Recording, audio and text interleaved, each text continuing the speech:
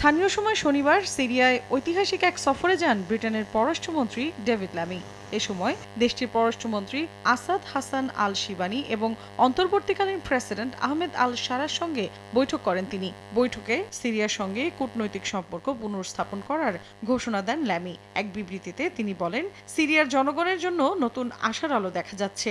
স্থিতিশীল, নিরাপদ এবং সমৃদ্ধ ভবিষ্যৎ গড়ে তোলার জন্য সিরিয়ার নতুন সরকারকে তাদের প্রতিশ্রুতি পূরণে সহায়তা করা যুক্তরাজ্যের স্বার্থের অন্তর্ভুক্ত।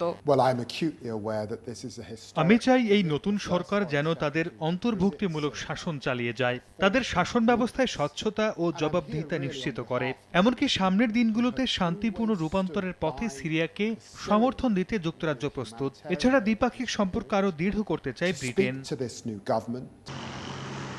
বৈঠকে সিরিয়ার জন্য 12 কোটি 90 লাখ ডলারের আর্থিক সহায়তার ঘোষণাও দিয়েছেন ল্যামি।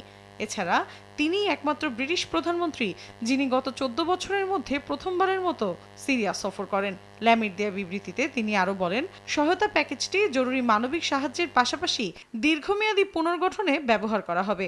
বিশেষ করে শিক্ষা খাতে উন্নয়নের ওপর গুরুত্ব দেওয়া হবে। চলতি বছর এপ্রিলে সিরিয়ার বিরুদ্ধে আরোপিত নিষেধাজ্ঞা শিথিলের ঘোষণা দেয় ব্রিটেন।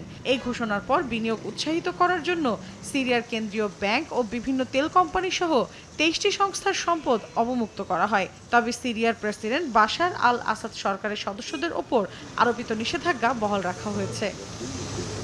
মৌসুমী সাথী, সময় সংবাদ।